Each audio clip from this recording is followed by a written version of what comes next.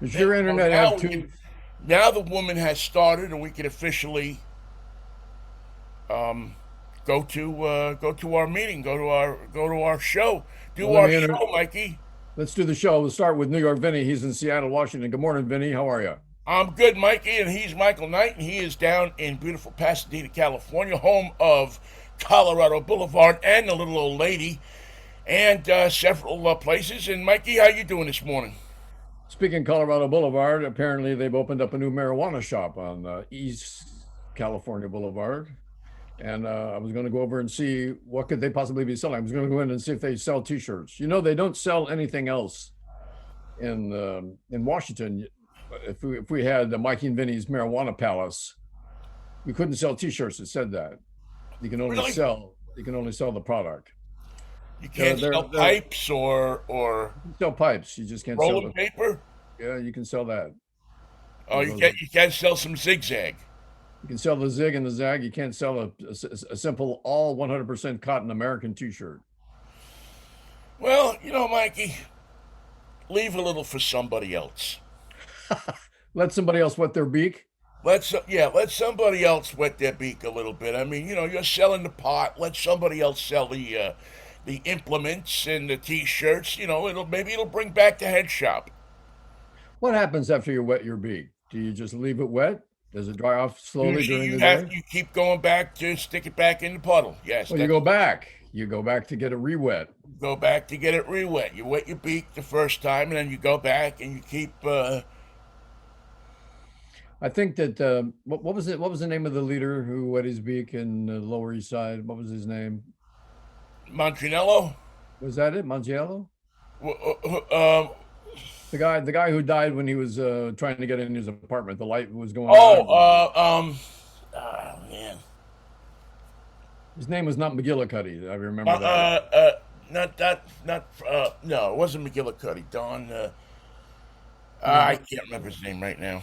Don Sucho. Anyway, the point being, he used the phrase "wet your beak" to make it seem like it was a pittance, a trivial thing, something not even to be worried about. You're making all the money, you're doing all the work. I'm just going to wet my beak, just and not soak it, just wet, just the tip of Yeah, just the beak. a little bit.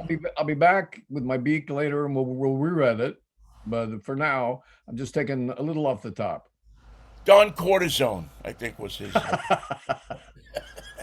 I got a good shot of him right here. Here's a good Yeah, picture. you little Good shot Don of Cortisone. cortisone. Oh man. Well, Mikey, it's how do we want to go today? Do we want to go freaky and happy, or do we want to go and dancing girls and flowers, or do we want to dig into the just the crappy things in life?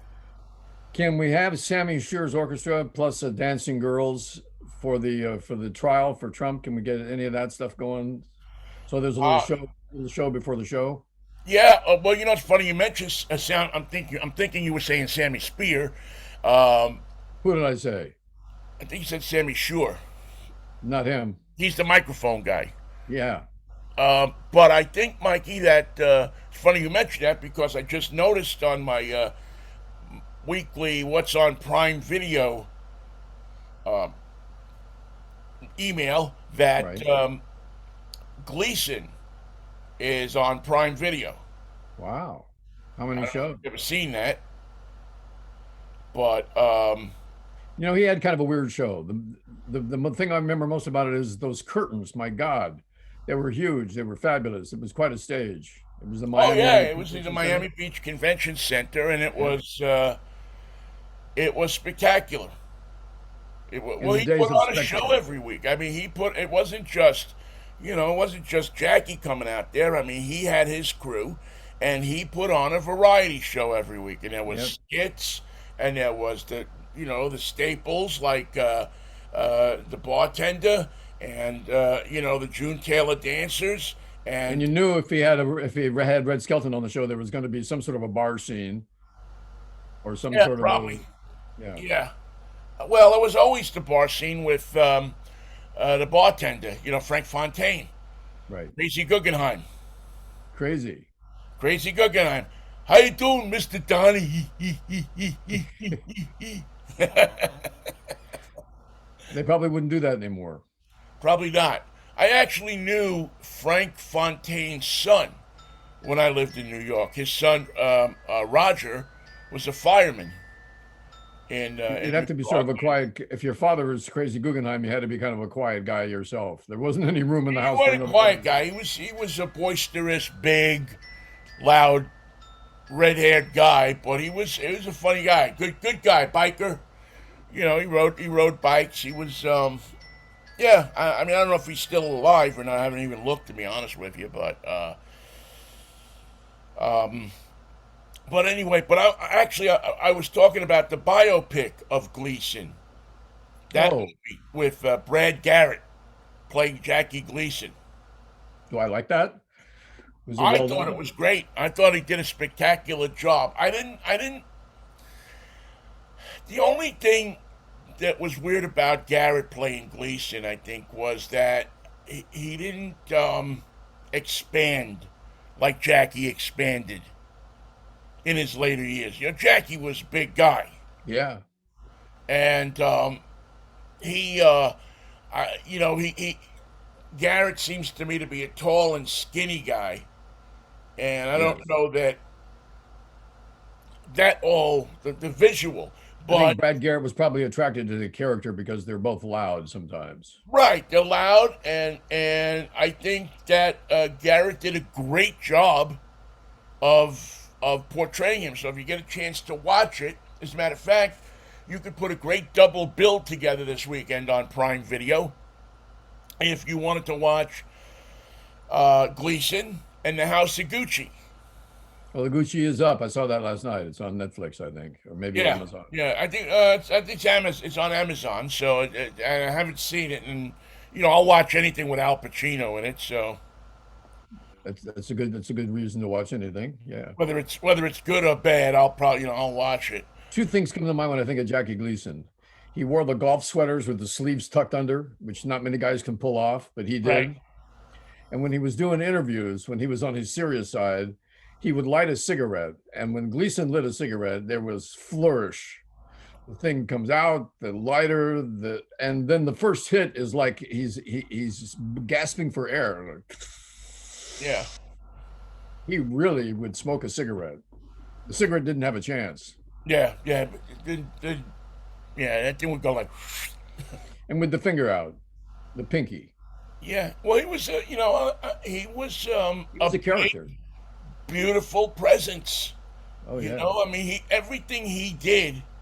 It seems, from what I've seen and what I've read about him, he did with flair. He had a style, Yes. and and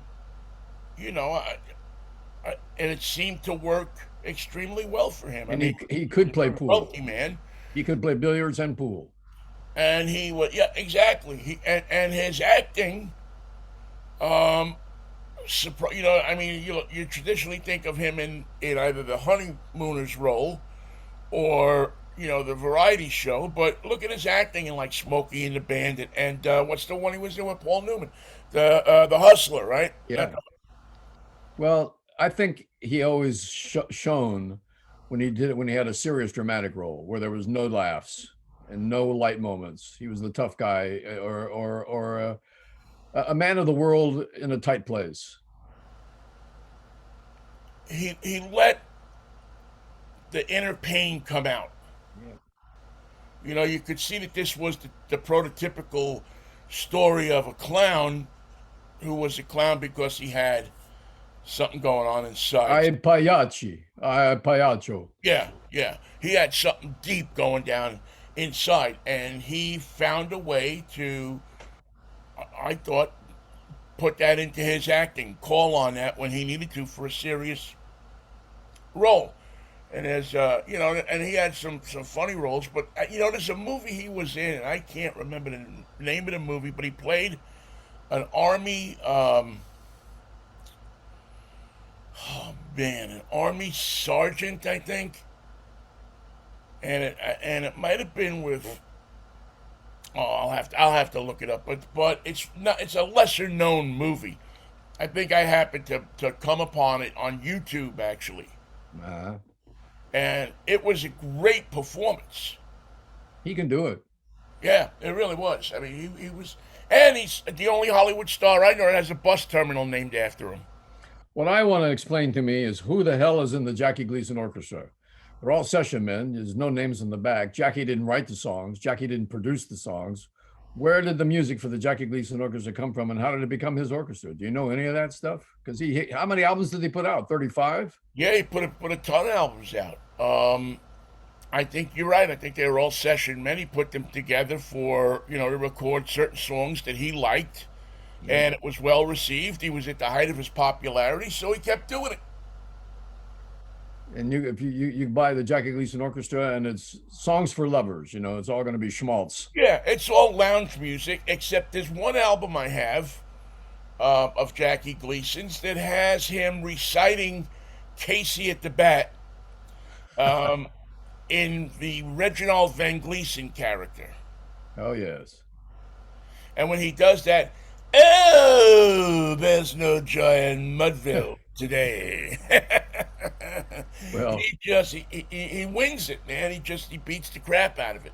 So it's really yeah. He's definitely, if you don't know much about Jackie Gleason, he's certainly a character who a person who you should look up. He was a top comedian at the time when top comedians didn't play clubs; they played rooms. yes. And they opened for musical acts like Frank Sinatra. And if you're opening for Sinatra, you better be good. And Jackie um, attained the status of Sinatra opening for him. That was, that's how. And of course, the Honeymooners. And everybody knows the Honeymooners, and it was just great. And he was one of really two people that were smart enough in those days to hold on to the rights. He and Desi Arnaz were the two people who said, this thing we're doing called This television this content is mine. is going to go somewhere. I don't know where, but when it does go there, I want to own it. Right. So he produced the television show himself for delivery to CBS for the Honeymooners. If you look at the end of all of the Honeymooners, it says Jackie Gleason Enterprises. I think it was the Park Tilford Hotel or something like that. New York, New York. Of course. So he Hey, got. how did he come up with the name The Great One? Did he take that one for himself, or did somebody give it to him? I don't know. That I don't know. Yeah, I'm not sure how he came to that.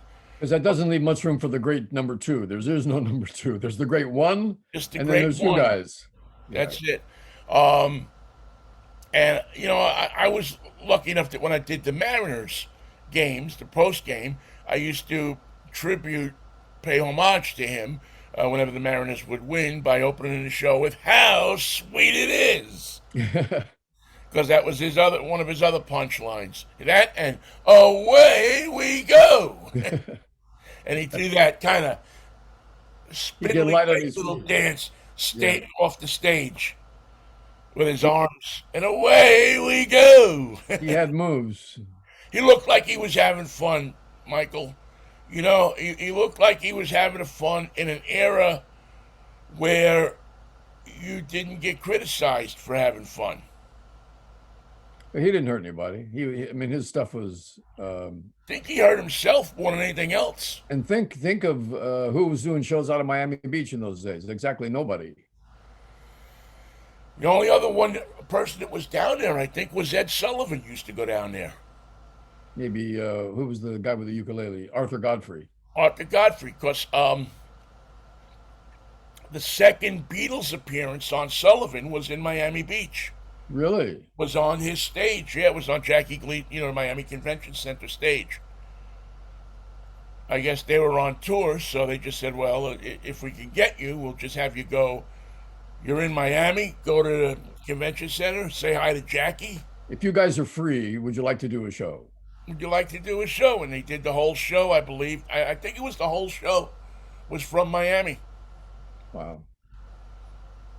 And yeah, it was yeah, it was he was an entertainer. He was a show business guy. So if you get a chance to watch that, if you can tear yourself off of the lottery line, Does that mean I didn't win? We're going to go for another week? well, it's I think the drawing is tomorrow night, isn't it? And it's 1.1 billion. As they say, I could do with it. So, Mikey, would you take it all in a lump sum, or would you take it 29 payments? No, thank you. Take your taxes, give it to me. Take out enough for a white Corvette for Vinny, and then we're out of here. Where are you going? We're not talking about where we're going. We don't even want to talk about where we've been. Well. Although Mikey, I know you and I pretty well, and I think that if we won that if you won it or I won it, that $1.1 billion, we'd pay the taxes and take it lump sum, and I would buy you an exact copy of that '85 Omni you used to drive when I had when I Scooter? first came to Seattle, But or the car of your choice. I think it was called Scooter. I didn't Yeah, name well, it. Scooter was it? That was a good guy. It was a nice little car. I like that car. It got around. It was my dad's before it was mine. Was it really? I remember that it had that two-tone blue color It was to a it. weird car. They don't make those anymore. No, and and then I think the second thing we would do is we would buy a station either in San Francisco or in Los Angeles or Standalone. Standalone. standalone, maybe even an AM. Who knows? Maybe we'd Make it AM and FM, just so we can say AM and FM. right, and 3 hours a day or 3 hours every couple of days or something. We go on and we do a show. Well, like we've talked about, it'll be news, information, and entertainment like we do right now for the morning. And at 9 or 10 o'clock, we switch to the best music, the best music in the world. Exactly. The Just world's greatest radio station. We'll take that name back. an eclectic mix of whatever we think we want to play. you know, The best music ever. and because the great thing about that, or what we could do too, is we could hire the best jocks we've ever heard that still have it, We will. and just have entertaining jocks have because we'll have the money to pay for it. And we don't care if we lose money. That's right. And just tell them when you put Bobby Ocean in there, just say, tell them you're Bobby Ocean and only talk about the music. You got 2 hours. Go for it. Yeah, and we'll, And I've already picked your first record. It's "Dancing in the Streets" by Martha and the Vandellas. That'll get you going. Keep that pace going. Keep the energy up. I like that. I like that. I like that. I can live with that. Not the Grateful Dead version of Dancing in the Street, but the Martha and the Yeah. Vandellas. And you got to pick the first song for somebody. Have you ever played Radio Roulette live on the air, where I play a song Yeah. and you have to play the next song, but it must connect in some way? Yep. Yes. Yes. I have played that. With Seaweed, I think. I think I played it once with Seaweed, and I played it a bunch of times at KUSF. We used to do it. It Oh was yeah. one of our things, because there you weren't limited to one genre of music. You could pull No. anything out of your butt. If we got it in the library, go for it. If we don't have it in the library, play it and pretend we did. And then I would find out where this one person in my career that fired me was working, and only this guy. I don't have any animosity toward anybody else that let me go. Find out where he was working, buy the company, call him into my office, and tell him he's got 30 seconds to get out of the building. He said, you might want to check your horoscope. It looks like your moon is in unemployment. That's the way Tom Donahue fired the station astrologer at KMPX. I'm going to remember that. Your moon is in unemployment. I would, yeah. I don't. I'm not I've gotten over the part of my life where I would always want revenge on people, but this particular person just screwed me so bad that it would be, It was memorable. yeah, yeah. Everybody else that fired me or let me go, listen, it was whatever it was. It was, Well, you know. there's one revenge that's even better than that, and that is you go to this person who's working in Fresno and you say you will be here for the rest of your career. You can't quit, you can't walk out, you can't die. You're just going to be here forever. This is the twilight zone of radio. Welcome to Fresno, forever. Wow, that would be. Yeah, I don't know if I'd want. Although Mikey, if you're working in radio, something about radio, isn't there, where almost no matter where you're working, it's still juice for your addiction. up to a point. Yeah, you're right. Yeah, it's still. I mean, and you see that in guys, you know, that go out and take jobs in small markets after they have big careers because Because they want to. yeah, because they can't not do it. They have to do it. I mean, we do it. We don't get paid for doing this, but we do We, it because we it's don't we get love paid. it. Are you kidding me? You kept saying that the check was coming. No, I lied. I lied, Mikey. So, yeah, if we get that, it's up to 1.28 billion. Yeah, standalone AM and FM, LA. I go for it. With a simulcast in San Francisco Yeah, and well, Seattle. and the thing about that is they have to pay us for the simulcast. It's not free. Yeah, we want the West Coast. Although I would set up a thing so my stepmom could listen in New York. Well, the radio network can have stations wherever they want to join in. Uh, Bring up the master and see what you got. We're broadcasting. Do you want to get in on it? And yeah, there's a hole at 40. If you got 20 minutes to sell it, good there luck you to you. go, man. What else we got? What else is going on today? Well, I mean, I'm I'm optimistic, but I'm perplexed. About our ex-president. Oh Or no, about, I'm not optimistic about him at all. He's a hump, man. well, What not what about a him, what but a hump. his imminent comeuppance.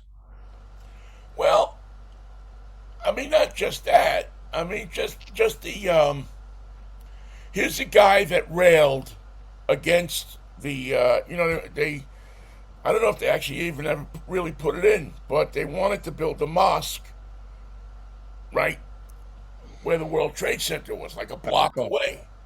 right. And people were like, "Oh my God, how can you do this?" Blah, blah, blah, blah, blah, Yeah, are you sure you want to put one here? Yeah, and and he was, when he wasn't in Jersey watching the Muslims riot, as he said he was, and it was proven to be a lie. He was, on these people's side, We saying, should have known "Oh, it was a lie, Vinny, because he said it. right." That's how we knew it was a lie. And but now, this morning, he's hosting the Live Golf Tournament, which are the Saudis, as I'm sure you know, and so many people who have family that were killed in the World Trade Center are out in front of his golf club this morning at Bedminster In Jersey. in Jersey protesting. And guess what Trump is using all over the course? The presidential seal, which he's not entitled to use. This guy, he is. Again, we've gone over it a million times. We've talked about it a million times. Uh, just when you think it can get no lower, Yeah, lower yet. he Lower still. figures out a way to underlow himself. Would that be He right? he raises himself and he sees himself. Also, I'll you see know, me and I'll raise me. they buried his wife. You know, his wife is buried right in the same spot. I mean, how do you bury your wife on the golf course? Your ex-wife. She had a toaster oven that she loved. They buried that with her. Oh my God. So you have that Made going on, great toast. You know, if you wanted reliable toast, it was the best thing in the morning. but yet the base, his fans, his cult, will say, "Well, no, that's it's a man's got a right to make money. Let him do it. It's perfectly okay." What's the other line? Oh well, if the Saudis came to you and offered you $10 million to use your golf course, would you deny them? I'm surprised Barkley stayed as close to that deal as he did. He finally decided not to. Yeah, I think that's a good move on Barkley's part. I mean, I know Barkley's a Republican and everything like that, but I think that would have been a career hurting mistake. And it would have taken him off TNT, so we wouldn't have seen him. He would have to buy his own commercials with the money it There would have are cost him. there are many people, Michael, who we've seen throughout the years try to make a move when they had a great job. They were in a great place. They were in the place that you could argue that was designed just for them. Like the TNT basketball job. Perfect. Right. That's almost you couldn't ask for a better job. Mike Price out at Wazoo he could have been the coach there for the rest of his life. Oh, that didn't work out? That didn't work out for him? Made a ton of money. No, it didn't work out quite like he wanted it to.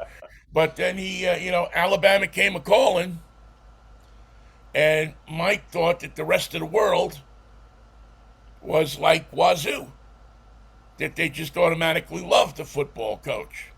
What he never figured on was the Alabama Mafia, We don't like anybody. who don't like anybody who doesn't come from Alabama.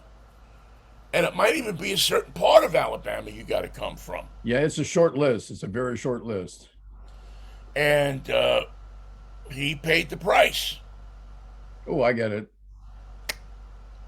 Um, I mean, I found it kind of sad that he went, to be honest with you. I mean, I thought he was the perfect guy with the perfect job. I mean, sometimes, listen, sometimes you're put in a place and everything is just set perfectly for you. It worked out. It worked out. He had his cabin in Idaho. He owned Pullman. He could fly over to Seattle anytime he wanted to. He could go anywhere on recruiting trips. He And could you do could all of play his stuff. you could play Let It Snow, Let It Snow, Let It Snow, and he would do a little dance. Yeah, and he had the love and the admiration of a whole when he didn't have winning seasons, nobody mentioned that he was going to get fired. And you actually rooted extra for his kid, who wasn't the best kicker in the world, but it was his kid. So you're going, Right. come on, Exactly. get it through there. Exactly. You wanted what's his kid's name? Aaron, I think. Yes, I think you're right. Yeah, Aaron. Um, you wanted him to get it through there so his father wouldn't catch the wrath of nepotism. Right. It was put it through, kid. Come on. Plus, there's a lot of coaches that people admire reluctantly because they win, but they don't necessarily like them, even in big programs. But everyone loved Mike Price. How could you not? He was a regular guy. He was. I mean, I used to go over to 11 Sellers' house after the games, and Price would show up, and he's just a regular guy sitting in the kitchen drinking coffee with a little something in it, maybe. But It should have been home watching film, but well, no. I mean, that's the day after a game. I mean, the night of the game. Everybody goes out. People go and hang out and celebrate or commiserate, one or the other. You think Lou Saban doesn't have a meeting after the game? I bet he does. I don't know. I'm sure there's a short meeting, but I think you know, I guess different people do things different ways. In Pullman, the coaches got together at one of the coaches' houses and they talked about the game, but they also celebrated. Good job. And Sunday morning they went back to work. Or ask the question that cannot be answered, which is why did we coog that? We were winning and we went out of our way to coog it. Why? Yeah, and it's a valid question. They did that a lot in those years. And But I think they'll do it a lot in the future. There's just something that's natural about it. The cooging of a game. I think I like the guy they have coaching now. He stepped into a tough situation last year Boy, oh boy. and stepped up and kept them decent and competitive. Yeah, And what's Wazoo record as a cult? yeah, 3-8. so I don't know. I'm rooting for him. I'm rooting for the coach. I'm rooting for the team. I just think that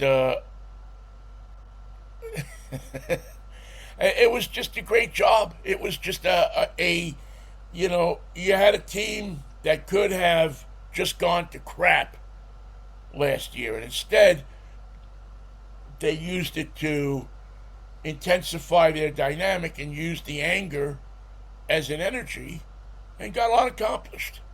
We It haven't heard beat much the about that. Huskies. What We more do haven't you heard want? we haven't heard much about that coach, have we? With his lawsuit and his get even tactics. I haven't heard much about that at all. He's not coaching. I'm pretty sure of that. Got to be a job for him in Idaho somewhere, at the white guys' school. Isn't there? Isn't that the big school in Idaho? School for white guys. There's several schools for white guys in Idaho. There's Idaho Strafe. There's oh man, good God, help us all. So, Mikey, what do you think about the Manchin deal? It certainly surprised everybody. In fact, it actually got some bills passed by accident. People just started voting in a panic. Which way do we go? Which way do we go on this? What do we think about this? How come the Democrats are getting all the light on this? We could have done that. We should have come through with a vote. We could have surprised everybody, but no, that's not our game. Well, a And masterful piece of strategy by Schumer, and I don't know if Manchin was in. He had to be they in on. got their names on it. It became, and you know that Manchin got top billing, Yeah, the Manchin Schumer deal. yeah, Well, yeah. this puts the onus on him, on Manchin, because it shows that he can vote and do the right thing, that he does have a heart, that he knows what he was doing was wrong, and there's another vote coming. There always is. Which way is he going on that? He can't go back being Joe Manchin. Yeah, I'd love to help you guys out, but the colors are all wrong. Well, I don't think that. I mean, I think they fire him from the Republican Party yesterday. He has to live with what was the governor of Alaska? Sarah Palin. Yeah, they have to share an apartment for a year. No, no, They're no, no, both in no, no. Republican I think, jail. I think Manchin. I don't know if this was planned all along, or what, or if this was something that was a ruse. But I do know that what they did, if it passes, and it'll pass with reconciliation. As long as they got to get cinema on board. But I think at this point they see that this is what they're going to get, and they may I as well think do it and work on coming back another day for the rest of the stuff they want. correct me if I'm wrong, but I haven't seen cinema on TV for months. She's You not know, I talking to haven't seen. anybody. She got nothing to say. She doesn't want to be a senator anymore. She's moved on from that. She's beyond it. I don't know That, if that's she got true, stuff she but wants to do. I think that I think that they're going to have to get her on board, and they are going to have to get this thing passed. And between riding this, if it turns around a piece of the economy like they say it will. There's a lot of good stuff in here for cars, And there's a good place to get some votes. So let's get some votes. and and tax credits for people that make less than, I think it's $300,000 to buy an electric car. If you make over 300,000, you're not getting a tax credit. Oh, I have a question about electric cars. Okay. They're showing the charging stations that they're going to build as part of this build out, where there's charging stations across the country, so it's convenient for you to charge your car when you get an electric car. But it looked like for each charging station, for instance, the Tesla units are kind of long, but there's only one wire that comes out. Can you only charge one car at a time from a charging station, or can you plug in multiples? There are some charging stations that you can charge two, and there are some that you can charge one. Because that's not looking very far into the future. Well, they also have, see, what they have to do, Michael, is they have to decide at some point here and very quickly what types of chargers are they going to put? Are they going to put out the smaller chargers, and a lot of them that do the, charge at 220 but take longer to charge? Or are they going to put the DC chargers out, which charge you at 110. no, much faster? They can charge a car in 20 minutes to 80%. That's what we want. And I think that's the way they got to go. Those chargers, I believe, and I'm not sure about this, at least from the experience I have, can only have one car at a time.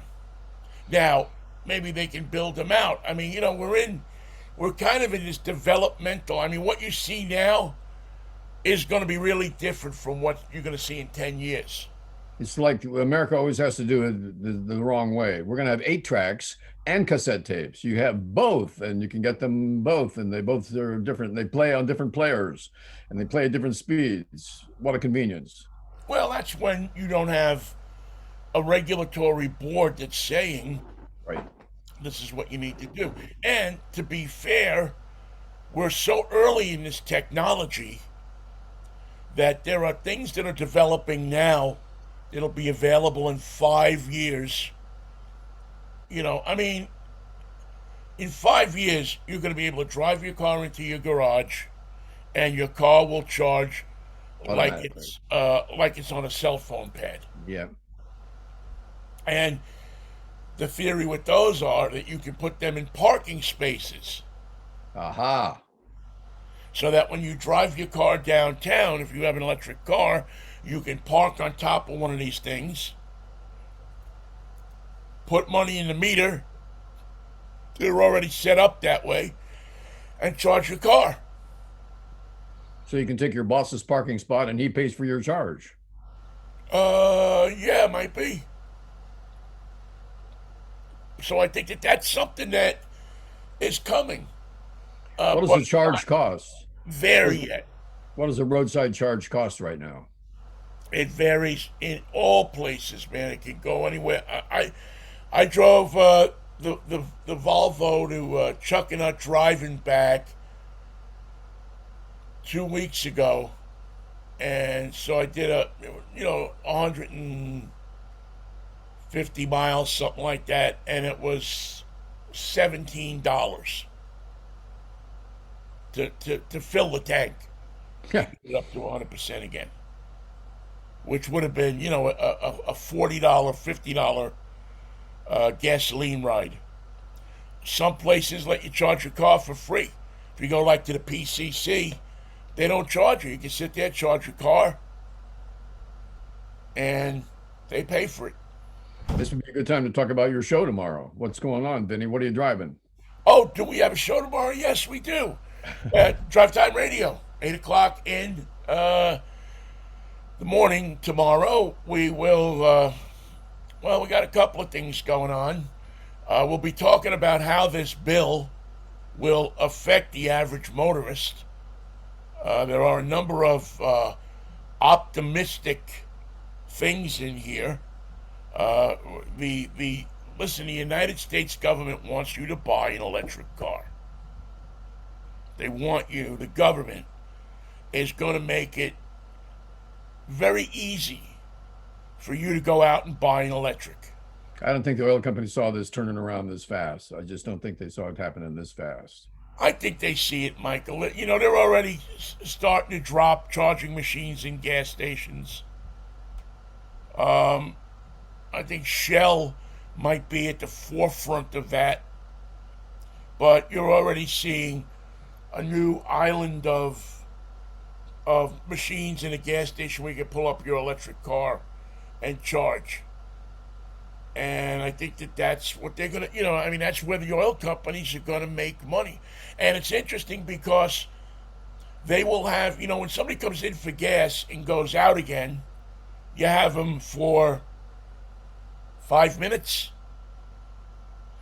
When you're a retailer and you have somebody for 20 minutes or 25 minutes, Burgers, what can you sell them?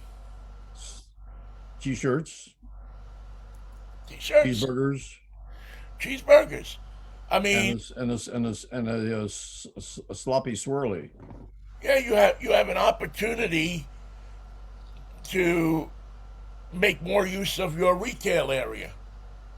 It's not just going to be a quick in and out anymore. You have to make a comfortable place for people to wait while they're charging their cars. It has to be more comfortable than the couch at the tire place, please. Yeah, yeah, and you can already see business centers. I mean, I'm sure a lot of these oil companies will put something that's like an office in there where you can sit down and you can, work on making your phone calls, like have at the airport. And there's got to be a gauge in the waiting room so you can see how close you are to being charged. You don't have to walk out and look On at your the phone. Yeah. Most cars now, you open up your app and it's right on your phone. Whatever What the charge is. the charge is, how quick it's charging, what's going on. I think if you all of the major companies have it. Electrify America and all of these different companies have it. So it'll just be a matter of you go in there, you do work on your laptop or your iPad or whatever you're carrying with you, and you leave it. Soon we'll have electric charging dating services where you'll meet at a charger and you have 20 minutes while you're charging your car. You meet over Coke and potato chips in the charging room on the Well, I, fashionably. I think that if gas stations are smart, they're going to step up their game.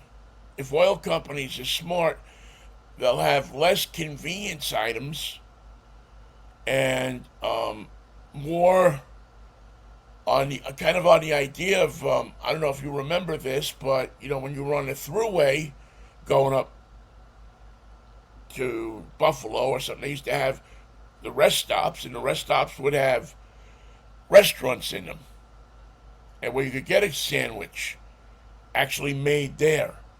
And a nice lady behind the counter would come and pour you a cup of coffee, and you would sit there and you would eat, and then you would gas up your car and go. And I think that's a model that you'll have to look at for these charging centers. What I like is make room for the food trucks to come in. Different food truck every day. Oh, charge your car on Wednesday, Mexican food. Charge your car on Thursday, Thai food. Thai Mexican food on Friday. Yeah, see, I think that the concept It's just begun. is just opening up. As I've said many times before, we are in the automotive equivalent of 1899. Daimler is building his cars. Henry Ford is just getting ready to get cranked up with his assembly line. And everybody is looking at, all right, how do we do this? How do we make it better? And people are like, slowly starting to buy cars. And Henry Ford, of course, hit the nail on the head with we have to make a car that's affordable for everybody, practical for everybody. Right. Except for the workers. It's a good deal for everybody except the people who build these Fords. Well, who cares about them? Right? I mean, that was. Why should I pay you $1 an hour when I can pay this guy $2 an hour to beat your head in? Yeah, yeah. I mean, Done. there's an ugly history. Well, to all industry. I mean, not just automotive. I mean, every industry in this country had, you know, the. I mean, you look at the history of Pittsburgh, and you had the goon squads there that not tamped down the steel workers. Yeah, Carnegie. Who was Carnegie's? He had a hitman. He had not oh man, He was trouble too. yeah, the gardens it's escaping me. Shit, not Schiff. Um, I'll think of it in a minute. Wasn't McGillicuddy. Yeah, but yeah, you had you had the goons that went out. The Pinkertons were originally Wild West boys. protect the bust the unions. We're available for hire. Who do you want us to bust? We're in Yeah, a busting mood. point us in the right direction. Yeah. Um, so I mean that's where we're at with the cars right now. So we're going to talk about the benefits of this bill. We're going to take a look at. I'm driving a Lexus Hybrid this week, the 300H, a very fine car, just a really nicely refined luxury ride. And we will review the Honda that I drove last week, which I took up to the top of Mount Baker, Smoky Mountain. and it was beautiful, beautiful up there, man. If you were Chuck Schumer and you were quietly making the deal with Joe Manchin behind the scenes, you had to come home and talk to your aides and your wife and just say, I'm going to get screwed doing this. I know he's going to turn on me. I know he's going to screw it up. I know he's not reliable. I know he's full of his own ego. There's no way he's going to do something for the good of the nation. No one's going to believe me. Let's keep it very quiet. And what's my exit strategy? How do I say I knew he was going to screw me all along? How do I know? How can I trust this guy? Well, you know what Manchin's exit strategy is, and I believe this. You heard it here first. I see a scenario where Biden doesn't run, and the Democrats run Manchin. No, he hasn't got the support of his own party. I think this. And he's untrustworthy. He's the one. He's the one thing that Joe Biden taught everybody. My handshake is my bond. Uh, Donald Trump can't tell the truth. Joe Manchin can't tell the truth.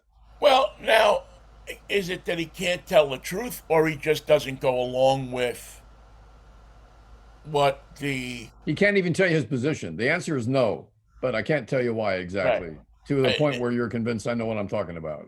It'll be interesting to see. I think that there's some kind of deal in the works there. He didn't just come off of this because he felt bad. Something happened. Somebody gave him something. I think it Somebody was. guaranteed him something. I think it was an offer he couldn't refuse. Yeah, somebody Schumer and Pelosi and all of them got together and said, if you do this, we'll do this. And I think there's no doubt in anybody's mind that he wants to run for president. And that's where Stinema is this morning. She's saying they gave him something, but what did they give him? I'll do it. I'm Yeah. ready to do it. I'm ready to switch sides. I'll give you my vote. I'll give you anything you want. But what are we playing for? What are the stakes? I don't even know what he got. What did the poor guy from West Virginia get that he didn't have before that now makes him happy? All right, let me ask you a question. Manchin, Cheney, the two candidates in 2024. But you got the billing wrong. You think Cheney's going to be vice president for that idiot? No. No, no, they're different parties. No, I thought running mates. No, no, no, no, no. The bill, the contest is between Manchin for the Democrats and Cheney for the Republicans. I'm voting for Cheney. At least I know who she is. Yeah, I could see that. I could see a lot of Democrats voting for her just on the principle of who she is. Manchin is a charlatan. If you can't trust Joe, and you know you can't, he's already offered his bond and his word and broken it just in the last year. I'm in. We got a deal. You got my vote. You can put it in the book. It's done. 2 days later, I'm not voting for that. Or the day of. Did I say yeah? I meant to say no. No, I vote no. Well, I'm convinced that he got something, and it wouldn't shock me at all if it was. Will certain people will throw their support behind you if you want to run in. That's a deadly bargain because he's made a bargain to achieve something that he can't have. So he's already sold his soul, and he Well, if can't you be can't have president. it, that's. I mean, let's face it. You know, the Democrats are bereft of people to run. I mean, Well, it was going who to runs be for the Democrats if Biden doesn't? it was going to be Gavin Newsom on the short list too, but the guy who runs the drought response for him just quit yesterday, saying that the inaction was more than he could bear. Criminal inaction regarding the California drought, and he, as they say in show business, he ankled the deal. He ankled right out of there. Well, that's it. I mean, the Democrats, the Republicans have a ton of crazies, They got a top 10 crazy list. but they also have a few people who you can look at and say, and But the listen, party won't. The party won't. The Republican Party, I should say, will not sponsor them. You have to be part of the cult to get a bumper sticker. Michael, I think, listen, this is a business where people sell their souls. Third party, four parties. Let's have four Well, that's parties. what they're saying. They want it. Who was it yesterday talking about forming a third party? Andrew Yang and I forget who else was with him, but they're talking about forming a third party. But I Andrew's only interested if he can be the candidate. wh- when when has the third party thing worked? It worked great for Teddy Roosevelt. He ruined the election. The Bull Moose Party lost, and Taft won. Even more recently than that, I mean, did it work for George Wallace? But what about the guy from Texas? Did it work? I was going to say, did it work for Ross Perot? There you go. Only to the extent that he took votes away from both candidates. Right. Um, I mean, listen, I would love to see a third party. I'd love to see a fourth party. I'd love to see a situation where people had a choice of quality people. Now, a student of history would tell you you've already got them. You got the Green Party, you've got the Socialist Party, you got the Communist Party, you got the Loop-de-Loop Party, and you got the UFOs for Christians, Yeah. and they're all there if you want to join them. They're the third, fourth, and fifth party. If making a third party was that easy,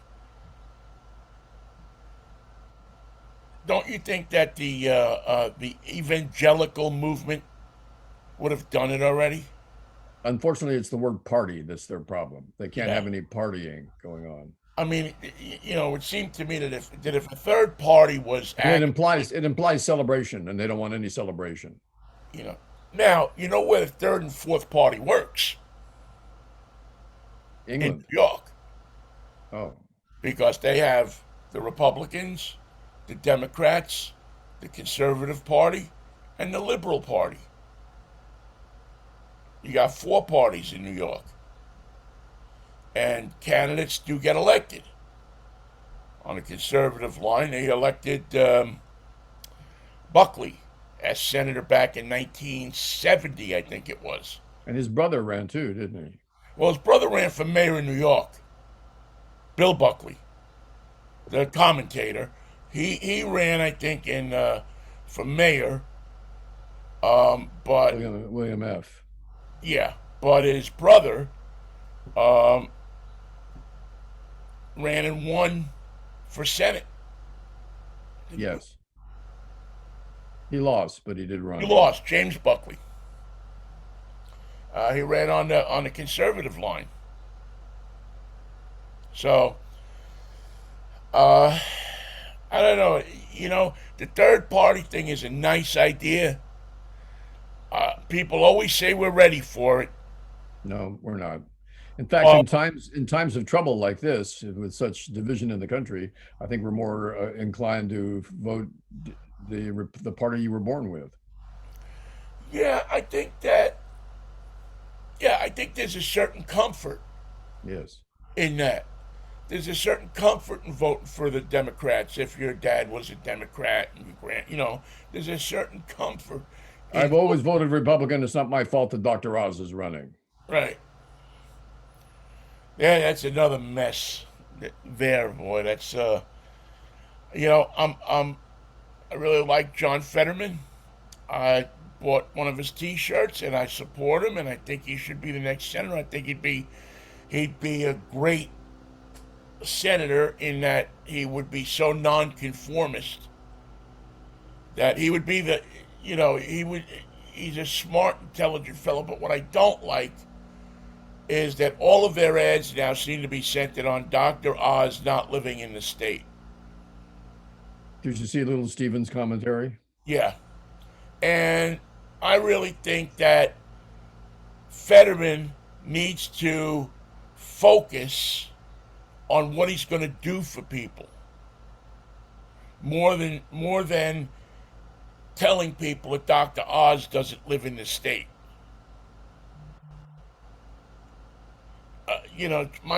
My opinion, but I really believe that he needs to tell people, I'm going to do this, I'm going to fix this, this is what I want to do, this is why I want you to send me to Washington. Well, it's a dirty race, so you got to play dirty. Yeah, but I don't know what his position is on a lot of things.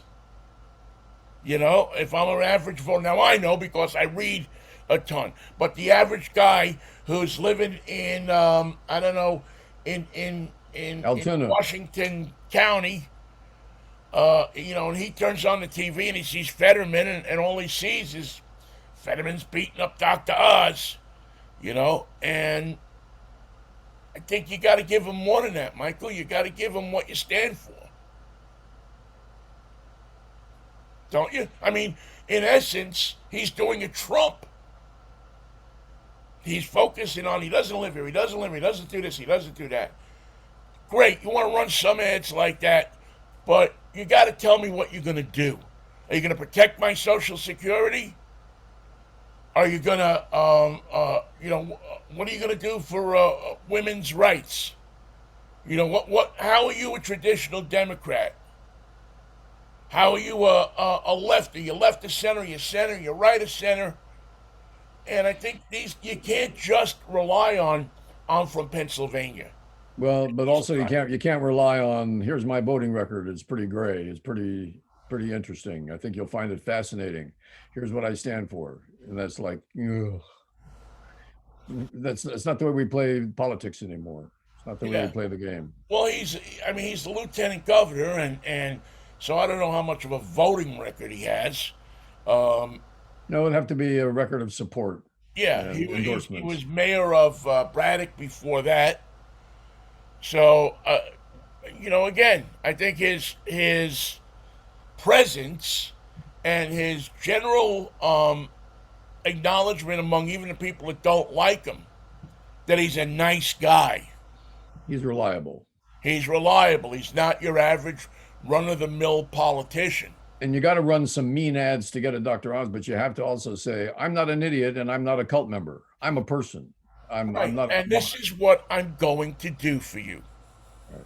This is how you electing me will make your life better than electing Dr. Oz. We know he's a carpetbagger. I mean, it's well known. So what you have to do is you have to say, I'm going to be better than the Republican because I'll do this, this, this, and this. If you don't do that, But And not just in ads, but in your social media and stuff. I mean, every social media post I see from Fetterman is about Dr. Oz. I know more about Dr. Oz because of Fetterman than I do from Dr. Oz. this is why you run from when you run for mayor of Seattle, Benny. Your comment to the press is you do it. You do it, you do it, you do it. You know, Mikey, I once wanted to run for mayor of Seattle. I Uh, once thought that I could help the city out. You know, that I could be somebody who would be able to bring people together. I wouldn't. I don't think I would want to run for an office now. I just, it's politics. You have to lie to be in politics. and you have to deal with people who are of such a such a level of mental instability that they're willing to live on the streets of your city and become more of a problem that cannot be solved in your city or any other city by anybody. It's a political problem that can't be solved politically. Yeah, yeah. I mean, it's very true. You're not going to win this homeless war. You're not going to win. You know, I mean, yeah, that yeah, they sent trucks out in the street to clear the homeless camps this week here in Seattle. But Where you did know they what? go? Those people are only going somewhere else, and they're going to set up again. All you did was clean up their garbage. Here in LA, we had a great idea that went nowhere. In Jackson Heights, I'm sorry, in Boyle Heights, Jackson Heights is in your end of the world. Boyle Heights here in LA, there was a giant Sears store, empty, abandoned, left to the ravages of time. They were going to put 10,000 people into that place, safe, under under the protection of the city. A huge facility for anybody who's homeless or down on their luck to come in, set up shop, and have their own home. And the idea went nowhere because the people in Boyle Heights said, "It's a great idea. It's just not here. You can't do it here." So Yeah. you can have the uncertainty of 10,000 people living on the street and accept it. But the certainty of 10,000 people living in a converted Sears store is just too much for them. So no. It's a Joe Manchin solution. Here's your solution. I say no. So your idea is crud. You had a great idea, by the way, but I say no anyway because I say it's crud. I think that's one of the big problems that we face everywhere. Is that nobody wants the homeless people in their neighborhood. No, and even if you try to put them into facilities and build a facility, you still meet resistance from homeowners, from businesses, from all different kinds of uh, interest groups that don't want the scraggly people in their neighborhood. And Well, they'll be cleaner as a result of all the showers that they can take, daily showers. well, listen, Mikey. Part of the problem is, and I think maybe the biggest part of the problem is, we have no place for people that are mentally ill to get treated. If you're mentally ill, if you want to get help, you can. How do you get it? Yeah, there's no And as numbers we know, all. and it's a double-edged sword because what can you do with a person who's mentally ill? You can't reason with them until they're on their medicine, Right. and they won't take their medicine. You have to provide facilities for people that are mentally ill, the people that would probably normally be in some kind of halfway house or some kind of facility, Or but at are least now under out on the care, at streets. least taking their pills. Yeah, uh, and get them straight and get them on track, and that solves. I don't know how much of your problem, but does it solve a quarter of it right there? It would solve a lot of your problems if you promoted people within the facility. We're all living in the giant Sears store right now. Who's in charge of this floor? You've been doing a good job. We're paying you now. Stay on your meds. You're manager of the floor. Yeah, You keep the place straight. Everybody has to police their area. Everybody has got to keep clean. No violence, no nonsense, no meddling with somebody else's materials. That's their home. This is your home. Be grateful for it, and act like we can rely on you. yeah. And but again, when until you figure out the mental how to get people mental health services, that need them. It's a big deal. And and I mean, you call up a hospital. Let's say you're depressed and you can't do anything. You lose your job. Your landlord kicks you out. You're in your car or you're walking with your stuff on your back, and you've hidden the rest of your stuff under a tree somewhere. And you say, I don't know how to deal. I can't do this. I can't. Maybe you have a drinking problem. Maybe you have a drug. Who knows? But maybe you don't have any problem at all, except you're just so clinically depressed that you need to do something about it. So you pick up the phone and you call a hotline. And what happens? You got to They wait. tell you, well, on Monday morning, call this number. If you feel that bad, go to a hospital and check in. And your immediate thing is, well, I'm not going to a hospital. They're never going to treat me anyway. Yeah, the only thing they're going to do is they're going to shoot me up with something. They're going to lock me in a room, and that'll be it. How do you fix that? How do you get enough people in a system that is run totally on money? So I mean, who pays for that? Who um who wants that job of talking to homeless people all day? And then doing it again tomorrow and talking to the same people who don't remember talking to you the day before. Yeah, I mean, do we make do we make it attractive enough for those professionals so that there's not a 6 week wait to see a psychologist? Like everything else, Vinny, the only good thing about this problem is it gives a Republican candidate a chance to say, I'm going to fix it. I'm going to clean it up. I'm going to put it back the way it was. I'm going to the streets are going to be safe. There aren't going to be any homeless people on our streets anymore. And you can count on me. I'm going to fix it. That you know what? That's the first clue that the person is just lying. Because if somebody had a solution to homelessness, do you think they'd wait till they ran for office to use it? If you had a solution for homelessness, my God, you could get accolades and notoriety just by offering your plan up to the city and saying, But if "Listen, this is what I think we should do," and the but if city you're would say, "That's a good idea. That right. works. Let's do it." If you're a preacher, though, you can just promise them salvation on the other end. Nothing I can do for you, but in a short time, as you slip away, uh, all the promises that I've made will come true. Well, I think we got to do better than that. We got to do better with homelessness. It's obvious. I mean, I'm not saying anything that's an enlightening But thing. in a city like Los Angeles, it's a problem bigger than financing the fire and police departments. Yeah, I mean, it's grown to these The, epic ci- proportions. the city Look at within a what city. look at what's going on in Washington D.C., where the Texas, I think Texas, I forget what other state, are busing migrants, people who come over the border. They're busing them to Washington D.C., to where you now have a state of emergency in Washington D.C. because there's so many homeless migrants. And this is how the Texas governor is saying, screw you to I can't take care of my problem, but I can put it on a bus and send it to you. put it on a bus and send it to you. Good morning. We don't we Happy. don't want those people here in Texas. We're better than those people.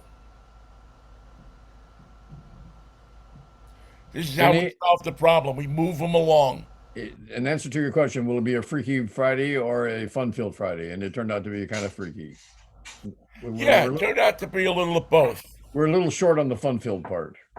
Well, you know what, Mikey? There's not a lot of fun going on right now. So if you want fun, get out of the house, enjoy the weather, enjoy your lovely wife, your family, If you and want fun, join the LIV Golf Club.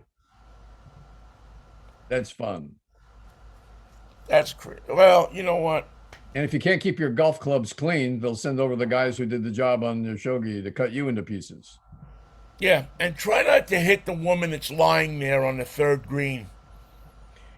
She asked for it. All I can say, she knew. She knew about the religious police, and she asked for it. Well, Mikey, I think we should end the show with the words of the very popular Ron Popeil. What did he say? who had engraved on his gravestone, "But wait, there's no more." Now, how much would you pay? All right, Mikey. Listen, have a good weekend. I will see you Monday morning for another round of A morose Monday awaits us. So I'll be here. a morose Monday. Yes, a freaky morose Monday. Have a good weekend, Pally. Have a good one yourself, in. And I will, and we'll see you Monday if the Lord's willing. The creek don't rise. Here on Facebook Live with Mikey and Vinnie as we take on the world. Mikey, peace, love, Manischewitz, baby. What a wine. See See ya. ya.